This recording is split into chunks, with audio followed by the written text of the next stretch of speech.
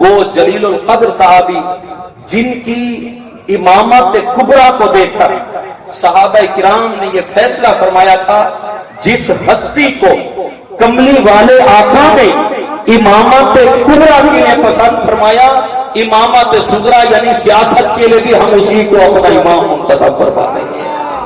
وہ حضرت سیدنا صدیق اکبر رضی اللہ تعالیٰ عنہ کی ذات، بخاری شریف کی حدیث ہے،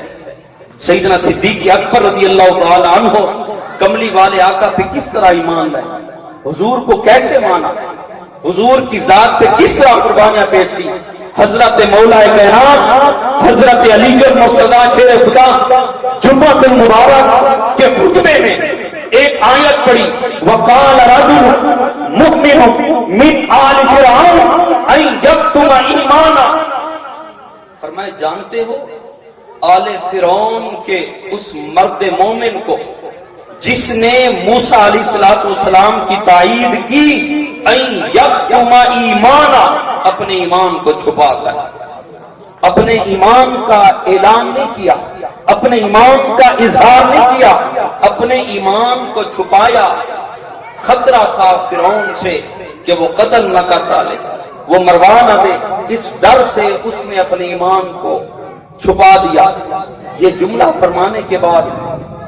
آیت پڑھنے کے بعد آپ خاموش ہوئے، فبکا علی سیدنا علی المرتضیٰ شیر خدا رضی اللہ تعالیٰ عنہ رو پڑے۔ رونے کے بعد آپ نے جملہ فرمایا، اے میرے سامعین، میں تم سے ایک سوال کرتا ہوں، تم سے پوچھتا ہوں، مجھے بتاؤ آل فرعون کا وہ مرد مومن جس کے بارے میں قرآن کہتا ہے اس کی عظمتوں کی گواہی قرآن دیتا ہے، این یکتم ایمانا،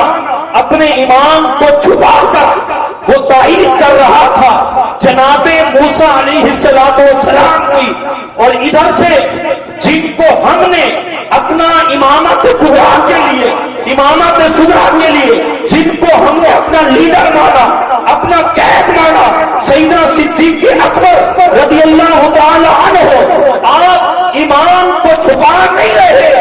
ایعلن ایمانہ، اپنے ایمان کا اعلان کر کے میرے آقا کی عزت پر، سرکار کی ناموس کے لیے آپ پہرا دے رہے تھے۔ آپ نے فرمایا بنی اسرائیل کا وہ مرد مومن جو اپنے ایمان کو چھپا کر موسیٰ علیہ السلام کی تائید کر رہا تھا، وہ افضل ہے جو جناب سیدنا صدیق اکبر جو اپنے ایمان کا اعلان کر کے رسول اللہ کی عزت پر پہرا دے رہے ہیں۔